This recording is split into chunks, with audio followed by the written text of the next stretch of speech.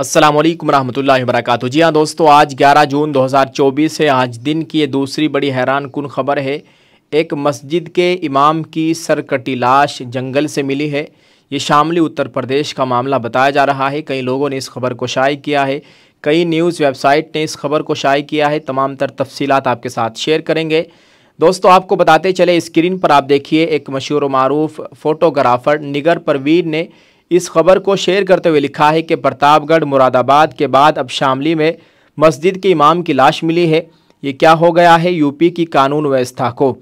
The Muslim Twitter handle है जिनकी जानिब से इस खबर को ट्विटर पर शेयर करते हुए लिखा गया है कि शामली यूपी मस्जिद इमाम फजलुर रहमान की सिर काटकर हत्या सर धड़ से 500 मीटर दूर मिला। दोस्तों न्यूज़ वेबसाइट हिंदुस्तान की जानिब से इस खबर को शाये किया गया है।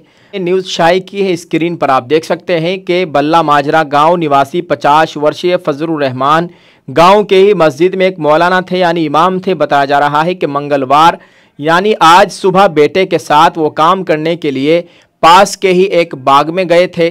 काफ़ी देर तक जब वापस नहीं आए तो वहाँ पर जाकर देखा गया तो फजलुर रहमान जो कि मस्जिद के इमाम थे, उनकी लाश वहाँ पर मिली और सर कटा हुआ था। जिसके बाद वहाँ मौके पर जो मौजूद लोग थे उन्होंने जानकारी पुलिस को दी। पुलिस वहाँ पर पहुँची, पुलिस तफ्तीश कर रही है और बेटे पर शक जताया जा रहा है। वहाँ पर मौजूद कुछ लोगों ने भी बताया है कि ये काम उनके बेटे ने किया है।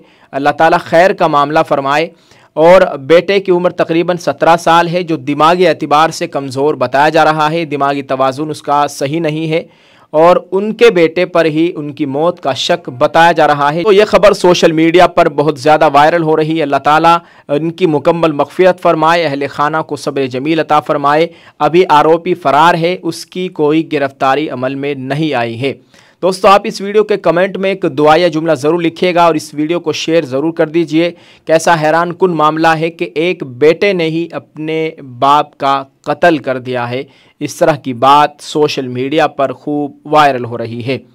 आप इस ताल्लुक़ से क्या कहना चाहेंगे कमेंट में ज़रूर लिखें और इसको शेयर ज़रूर कर दें। जज़ाकल्लाह। अस्सलामु अलैकुम वरहमतुल्लाहि वबरकातुहू।